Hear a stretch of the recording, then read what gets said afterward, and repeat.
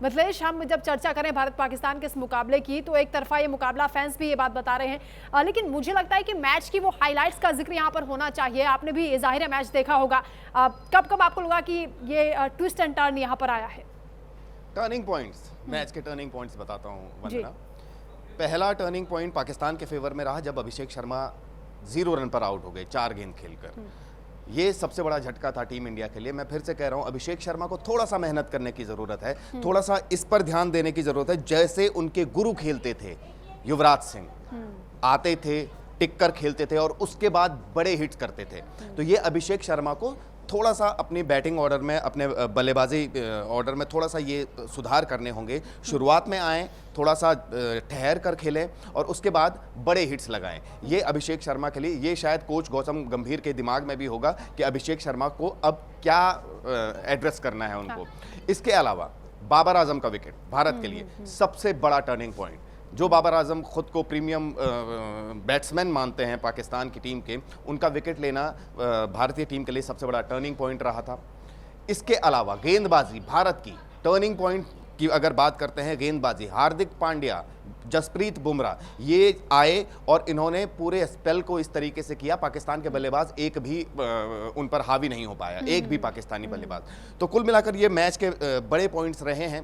Team India को बस ध्यान देना है अपने बल्लेबाजी ऑर्डर में। मैं फिर से कहता हूं, अभिषेक शर्मा को थोड़ा सा सीखने की, संभल कर खेलने की जरूरत है, क्योंकि वो टीम इंडिया के एक बड़े बल्लेबाज हैं। ईशान किशन सबसे बड़ा टर्निंग पॉइंट मैच में और इस टूर्नामेंट में टीम इंडिया के लिए सबसे बड़ा की प्लेयर साबित हुआ है ये लड़का। कह सकते हैं तुरुप का इक्का साबित हुआ है।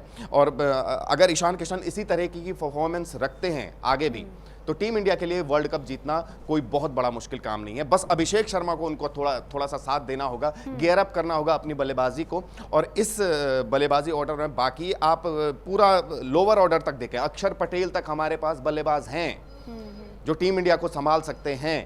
लेकिन अभिषेक शर्मा को फिर से कह रहा हूं मैं, थोड़ा सा संभल कर खेलने की जरूरत है। बहुत ज्यादा उम्मीदें हो गई हैं अभिषेक शर्मा से। भारतीय टीम के जितने भी फैंस हैं वो जानते हैं अभिषेक शर्मा किस लेवल के खिलाड़ी हैं। लेकिन अभिषेक शर्मा को थोड़ा सा अपने बैटिंग में ये लाना होगा, ठहराव लाना होगा। कई फैंस को हमने सुना भी है, वो कह रहे थे कि अभिषेक शर्मा का बल्ला अगर चल गया होता तो ये स्कोर बहुत बड़ा हो जाता और जो जीत का 250 क्रॉस कर जाता, वो बहुत ज्यादा होता, 250 क्रॉस कर जाता। मैं तो कह रहा हूं, अगर अभिषेक शर्मा क्रीज पर टिके रहते, जिस तरीके से वो बल्लेबाजी करते हैं, टीम इंडिया का स्कोर पक्का 250 के ऊपर होता। आप देखिएगा आगे, अगर अभिषेक शर्मा का बल्ला चलता है ना किसी मैच में, अभिषेक शर्मा और ईशान किशन दोनों साथ में चल गए, तो मान के चलिए आप टीम इंडिया का स्कोर 250 क्रॉस होगा।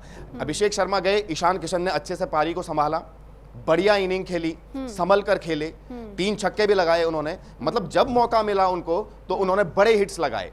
और यहां पे ईशान किशन ने साबित कर दिया है वो टीम इंडिया के लिए कितने बड़े की प्लेयर साबित हो सकते हैं। मैं फिर से बता रहा हूं, 2023 में अब ईशान किशन ने गैप लिया था, बीसीसीआई से खुद कह दिया था कि मुझे थोड़ा आराम चाहिए, मुझे अपने खेल पर फोकस करना है, मुझे अपने खेल पर ध्यान देना है। और उसके बाद जिस तरीके से झारखंड को उन्होंने विजय हजारे ट्रॉफी में जितवाया था, और उसके बाद जब उन्होंने वापसी करी, बहुत शानदार वापसी है, बहुत जबरदस्त वापसी है, विस्फोटक बल्लेबाजी कर रहे हैं। इसको कहते हैं पिंच हिटर। वास्तव में क्रिकेट में जो ये टर्मिनोलॉजी है ना, पिंच हिटिंग, तो ये अभिषेक शर्मा ने की है, ईशान किशन ने की है, और यही अभिषेक शर्मा को सीखना होगा। वंदना, बिल्कुल। और मुझे लगता है कि जिक्र यहाँ वरुण चक्रवर्ती का भी मिथिलेश होना चाहिए, जिस तरह से उन्होंने गेंदबाजी की और बहुत शानदार, उनको चमत्कारी चक्रवर्ती तक कहा जा रहा है। वरुण चक्रवर्ती इस वक्त ऐसे खिलाड़ी हैं टीम इंडिया के जो T20 के नंबर 1 गेंदबाज हैं। तो आप अंदाजा लगा सकती हैं ये खिलाड़ी कितना महत्वपूर्ण है टीम इंडिया के लिए। लगातार पाकिस्तान के बल्लेबाजों को अपनी गेंदबाजी से फंसाए रखा, और सिर्फ पाकिस्तान के बल्लेबाजों को नहीं कहूंगा मैं, इस टूर्नामेंट में आप वरुण चक्रवर्ती की गेंदबाजी देखिए, वास्तव में लगता है कि वो लेवल के खिलाड़ी हैं, वास्तव में लगता है वो लेवल के गेंदबाज हैं, वास्तव में लगता है कि वो बल्लेबाजों को बांधना जानते हैं, और वास्तव में ये भी लगता है कि वो गेंद को किस तरीके, जब चाहे वो उनको गुगली करनी हो, ऑफ स्पिन करनी हो, फ्लायर मारना हो, तो हर तरीके की गेंदबाजी जानते हैं वो T20 की फॉर्मेट में। उनको पता है कि बल्लेबाज को कैसे फंसाना है, और यही उनका जो गेंदबाजी ऑर्डर है ना, यही उनको नंबर 1 बनाता है, यही खेल उनको नंबर 1 बनाता है T20 की दुनिया में। तो कुल मिलाकर इस वक्त टीम इंडिया के पास जो बल्लेबाजी से लेकर, गेंदबाजी से लेकर फील्डिंग ऑर्डर तक पूरी अगर बात करते हैं ना, तो एक परफेक्ट प्लेइंग 11 आपके पास मैदान में है। वो बिल्कुल ठीक कह परफेक्ट रहे हैं प्लेइंग मिथिलेश, लाइन इसी आप तरीके से एक एक खेलते खिलाड़ी रहे। हीरा है, चाहे रिस्पॉन्सिबल रिंकू की बात कर लें या फिर ईशान किशन की बात कर लें। बिल्कुल। जानकारी सामने आ रही है, वो अपने दर्शकों को हम बता देते हैं। ईशान किशन दरअसल प्लेयर ऑफ द मैच बन गए हैं। ईशान किशन ने 77 रन की पारी खेली है। ईशान ने 40 गेंदों में 77 रन बनाए, यानी विस्फोटक बल्लेबाजी उन्होंने की है और प्लेयर ऑफ द मैच बन गए ईशान किशन। दिल, किडनी पूरे देश का उन्होंने सब जीत लिया है, क्योंकि जिस तरह से ईशान किशन ने ये शानदार पारी खेली है, पूरे जो क्रिकेट फैंस वहां पर मौजूद थे और भारत में भी जो लोग इस मुकाबले को देख रहे थे वो दिल थाम कर बैठे थे और उन्होंने ईशान किशन की जमकर वाहवाही की है। प्लेयर ऑफ द मैच बने हैं ईशान किशन।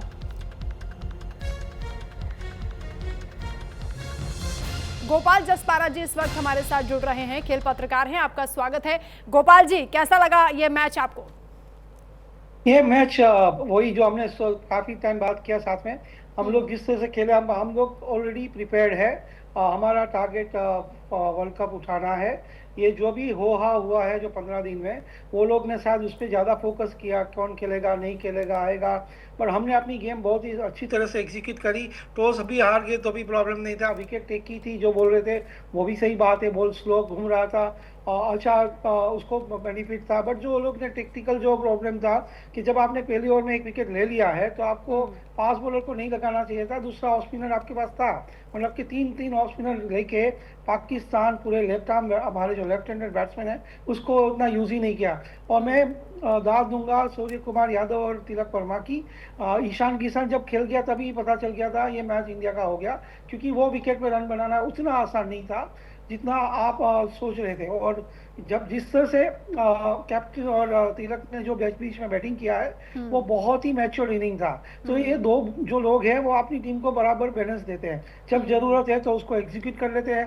और जिस तरह से उस्मान तारिक को लोग ने नेगोशिएट किया, ये देखने वाली बात थी। जो पहला बाउंड्री जो सूर्या ने लगाया था दोनों के बीच में से, मतलब वो वेट करके आप कितना भी स्लो आके बॉल करो, हमें कोई प्रॉब्लम नहीं है, हम रेडी हैं। तो आई थिंक वो दिखा रहा है कि हमने टीम को प्रिपेयर किया है। वो लोग ने काफ़ी एरर्स करी है और ये मैच जो ये सिचुएशन में है उसकी गलती वो लोग की टेक्निकल में है, क्योंकि पूरा टाइम वो है उसी में टाइम वेस्ट करा, हम खेलेंगे नहीं खेलेंगे, हमारे साथ उसके साथ कुछ नहीं हुआ, हैंडशेक भी नहीं हुआ, कुछ भी नहीं हुआ। एक अच्छे से गेम खेला, हमने अपना काम एग्जीक्यूट किया। आई थिंक अभी थोड़ी देर में टीम भी निकल भी जाएंगी, अहमदाबाद जाएंगी और आगे का प्लान करेंगे, सिंपल।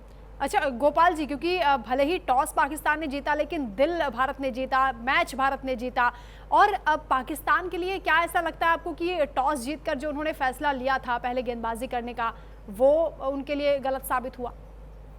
हाँ जी, क्योंकि आप देखो, आप एशिया कप में यहाँ दुबई में खेले थे तो वो अलग विकेट था, ये अलग विकेट था। आपने ये विकेट में मैच खेला ही नहीं है। आपने पहले 2 मैच जो खेले वो दूसरे ग्राउंड में खेले थे श्रीलंका में, तो आपके लिए वही होता था कि आप आके अपने रन कर लेंगे। अगर आपके पास 7 अच्छे बॉलर है, अगर आप सोचते हो कि मेरे पास 5 अच्छे ऑफ स्पिनर्स है, या जो बॉलर से जिससे जो हवा बना हुआ था कि भाई उस्मान तारिक आके वो ट्रम्प कार्ड है, अच्छी बात है, बट वो लोग को बैटिंग करना चाहिए। लेकिन अपनी बैटिंग पे ही उसको ट्रस्ट नहीं है, तो बाबर को कहाँ खिलाए, किसको कहाँ खिलाए, मतलब जो जिस प्रिपरेशन है उसके पास उसका कोई सॉल्यूशन ही नहीं था। तो उसने वो सोचा कि भाई हम इंडिया को जल्दी से जल्दी आउट करें और देखें अगर हम चेस कर सकते। वो पॉसिबल ही नहीं है, क्योंकि इंडिया इतनी प्रिपेयर कर चुकी है और क्वालिटी क्रिकेट खेल के आई है। इस वर्ल्ड कप से पहले वो लोग न्यूजीलैंड के साथ, जो बड़ी टीम है उसके साथ, पूरी टीम के सामने मैच खेले हैं और वो वहां पे 3 मैच जीते। तो इंडिया तो प्रिपेयर था, कोई भी आए, अगर कोई भी रिप्लेस कर लो, आपके पास सब है। और कल की बड़ी बात आप देखो, अगर बड़ा सा जो सोचना है ना कि इंडिया ने रिंकू सिंह से भी बॉलिंग करा लिया और तिलक वर्मा से करा लिया, मतलब वो होता है ना कि कभी कोई टीम नबड़ी होती है ना, उसके सामने अगर आप करा लो यार, सबको करा लो, बुमराह तुम रेस्ट कर लो और वरुण तुम रेस्ट कर लो यार, तुम बहुत अच्छी कर रहे हो, तो वो दिखाता है कि कितना ऊपर है हम इंडियन टीम और वो लोग कितने नीचे। अगर वो दोनों नहीं भी बॉलिंग करते तो शायद 100 रन भी नहीं होते थे। बिल्कुल, आप देखिए ना उनकी स्ट्रेटजी, सारे उन्होंने स्पिनर्स को उतार दिया, उसके बाद भी वो टीम इंडिया के सामने नहीं टिक पाए। हमारे साथ मिथिलेश भी लगातार जुड़े। मिथिलेश, क्योंकि जिस बात का जिक्र यहाँ पर हो रहा है कि शुरुआत में तो जो गेंदबाजी है वो पाकिस्तान की टीम ठीक कर रही थी, लेकिन डेथ ओवर्स में ज्यादा रन दे दिए। क्या आपको लगता है कि प्लानिंग ही नहीं थी या फिर एग्जीक्यूशन में कहीं कमी रह गई? मैं फिर से कह रहा हूं, जब क्रिकेट में राजनीति घुस जाती है ना तो वो क्रिकेट टीम ही खत्म हो जाती है। मेरा सवाल गोपाल जी से है। गोपाल जी, आप तक मेरी आवाज आ रही है? हाँ जी। वे एक भले ही टीम इंडिया जीत गई हो, लेकिन एक चिंता का विषय है अभिषेक शर्मा की फॉर्म।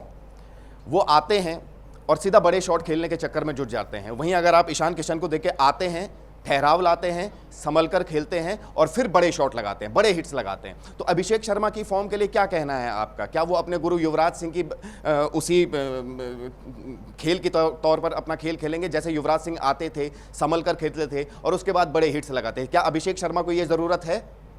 नहीं नहीं, कोई जरूरत नहीं है। वो अपनी जो गेम खेल रहा है वो बहुत ही अच्छे से खेल रहा है, उसको खेलने दो।